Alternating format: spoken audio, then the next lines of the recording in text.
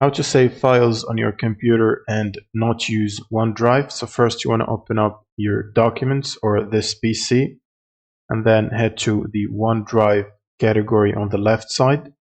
Now if you see any files in here, that means these files are being synced with the OneDrive cloud. So if you copy all of them or click and move all of them to somewhere else, maybe your documents or your desktop, now this should get rid of the files from the OneDrive and save them locally on your PC.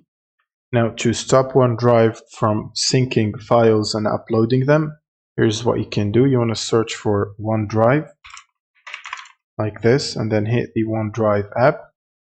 Now if you've signed in with an Outlook email on your Windows, this should basically sign you up or set OneDrive automatically.